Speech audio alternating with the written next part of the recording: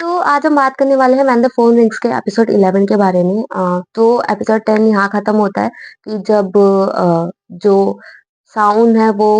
Press conference में अपनी बीवी के बारे में सबको बता देते हो और ड्रामा यहाँ जाकर खत्म होता है। और जो 11th एपिसोड है वो यहाँ से शुरू होता है कि जो हस्बैंड है वो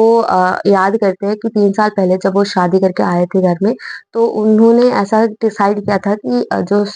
ये जो है वो दूसरे रूम में रहेगी और ये दूसरे रूम में रहेंगे, और दोनों के बीच में दूरियां जो थी वो बहुत ज्यादा थी कहीं ना कहीं। और जो कि जो साउंड है वो ऐसा नहीं करना चाहते थे, लेकिन क्या करते, जैसे हमारे इंडिया में हम लोग समय की बात करते हैं, टाइम जो होता है, हर चीज का एक समय होता है, राइट? तो वैसी चीजें ही कहीं ना कहीं थी कि साउंड ये भी बोलते हैं कि ये वो जगह है, मतलब ये घर जहाँ पे हीजू है, तो वहां पे वो कंफर्टेबल फील करते हैं, उनको अच्छा लगता है और कामनेस है इस घर में। और वो चाहते हैं बहुत सारी बातें करना, बट वो नहीं कर पाते हैं। और ये चीज उनको कहीं ना कहीं खटकती भी है, लेकिन क्या करें, अब सिचुएशन ही वैसी ही हो गई थी उस टाइम पे कि ये चीजें वो कह नहीं पाए थे कभी। तो फिर उसके बाद जो हस्बैंड है, जो साउन है, तो उनकी दिखाई दे जाती है स्टोरी की। वहां पहुंचते हैं जहाँ पे ये एक्सीडेंट हुआ था, जहाँ पे हीजू जो थी वो नदी में उनकी गाड़ी चली जाती है, लेकिन वो अटकी रहती है कहीं ना कहीं वहां पे, जो कि हमें बाद में दिखाया जाता है एक्चुअली। तो वहां पे वो जब पहुंचते हैं तो वहां से एक सैंडल वगैरह कुछ मिलती है, फोन उनका मिलता है, जो पुलिस ऑफिसर्स हैंड ओवर करते हैं साउन को आगे चलकर। और यहाँ पे जब जो साउन है वो उस डेस्टिनेशन पे पहुंचते हैं जहाँ पे एक्सीडेंट वाली चीज जो हुई थी, जहाँ पे स्पीड में हिजू ने गाड़ी ठोक दी थी, तो वहाँ पे जो हिजू की फैमिली है वो सब वहाँ पहुंच जाते हैं, लेकिन यहाँ पर जो साउन की मॉम है वो नहीं पहुंचती है। तो जिससे ये क्लियर होता है कि साउन की मॉम जो है वो किडनैपर से मिली हुई है कहीं ना कहीं, और उन्होंने हिजू को और जो किडनैपर है उसको बचा लिया है उस खाई में जाने से, और हिजू को उन्होंने अपने पास रखा हुआ है। वहीं जो पार्क डोजे है वो पुलिस वालों को बताता है कि वो किडनैपर से, यानी जो रियल बेक्साउन है, उसे कैसे मिला था। और तब वो बताता है कि जो ऑफिस है साउन का, वहां पे वो उससे पहली बार मिला था, और धीरे धीरे उसके बारे में, उसके पीछे पीछे कहीं ना कहीं गया और उसके बारे में जानकारी इकट्ठा की, और उसे लगा कि इन दोनों का जो टारगेट इंसान है वो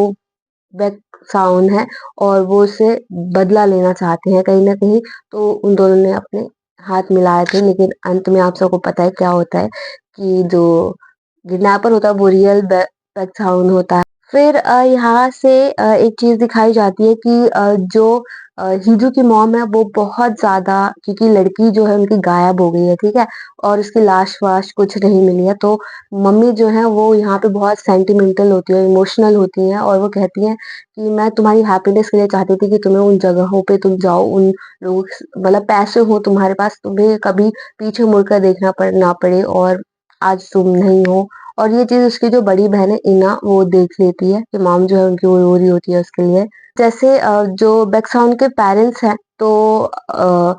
जो स्पोक पर्सन के पेरेंट्स हैं, तो वो लोग एक प्रेस कॉन्फ्रेंस रखते हैं, और फिर प्रेस कॉन्फ्रेंस से जो साउंड की मॉम है उनको पुलिस वाले उठा ले जाते हैं, और फिर इन्वेस्टिगेशन शुरू होती है। वहां पर ये बात बाहर आती है कि इन्होंने मर्डर किया है एक्चुअली। और मर्डर के लिए बहुत से लोगों को लग रहा था कि ये जो हिजू है वो गायब हो गई है, तो उसके लिए उनको अरेस्ट किया जा रहा है, लेकिन ऐसा नहीं था। तो मर्डर उन्होंने जो किया था, मर्डर जो उन्होंने किया था वो था कि अपने जो ससुर है, अपने जो फादर इन लॉ है, उनको उन्होंने मार दिया था। और उसकी रिकॉर्डिंग जो थी एक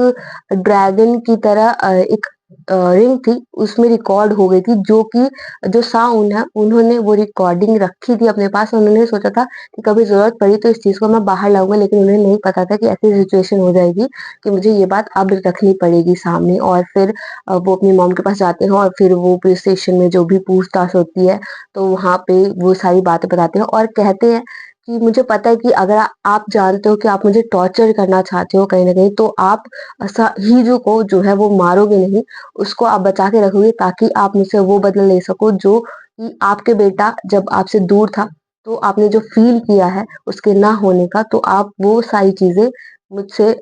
मुझे फ़ील करवाना एक तरीके से आप चाहोगे कहीं न कहीं और आप हीजो को कुछ नहीं करोगे और उसको सेफ़ली रखोगे। हीजो को उन्होंने छुपा के अपने ही घर में रखा होता है, वो एक फ़ोटो होती है जो फादर इन लॉ की होती है और उसको खोलते हैं तो उसके अंदर जाते हैं तो उसमें 2 लॉकर होते हैं, लॉकर टाइप की चीज़ होती है तो वहाँ पे हीजो को उन्होंने छुपा के रखा होता है और जो कि बाद में पुलिस वालों को पता चल जाता है कि हीजो जो है यहाँ पर इन्होंने छुपा के रखा और जो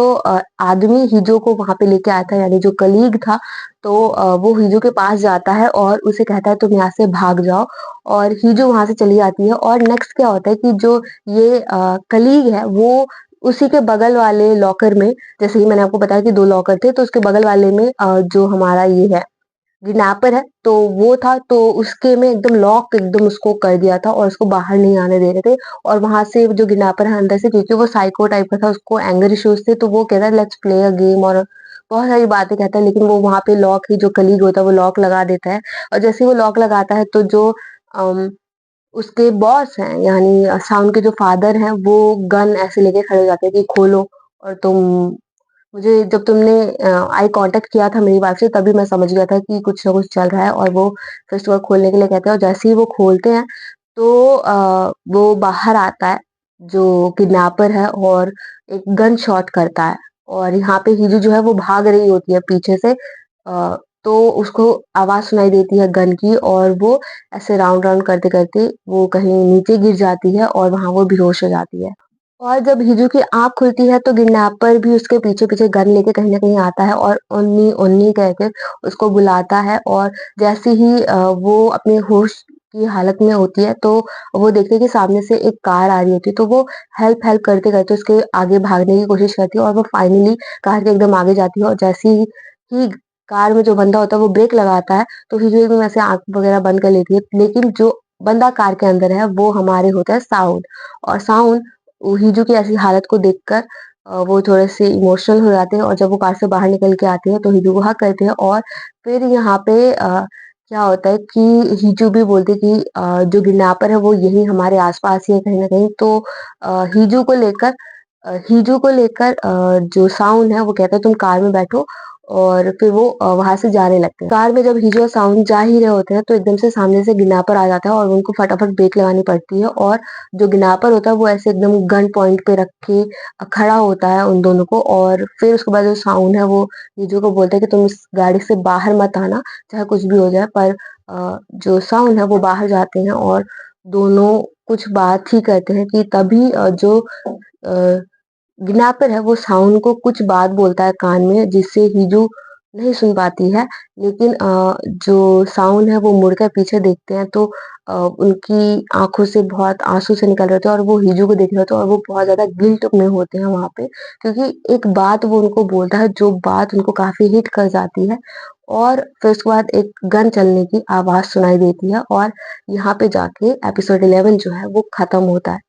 फिर एक चीज़ और दिखाई जाती है कि क्रिसमस की तैयारी वगैरह कर रही होती है हीजू और वो अकेले होती है घर में और फिर एकदम से कोई कॉल आती है अननोन नंबर से और वो हेलो हेलो बोलती है और फिर उसको रियलाइज़ होता है कि ये नंबर जाना-पहचाना है और फिर यहाँ जाके ड्रामा खत्म होता है। 11th एपिसोड यहीं पे समाप्त होता है हमारा। तो 12th एपिसोड जो होता है वो काफ़ी इंटरेस्टिंग है क्योंकि आप सब जानते हो कि 12th एपिसोड पे जाके सारा ड्रामा जो है हमारा खत्म हो जाएगा। तो मैंने बेसिक समरी आपको 11th एपिसोड की दे दी। स्पेसिफिकली यही चीज़ें थी जो मेन थी इसमें और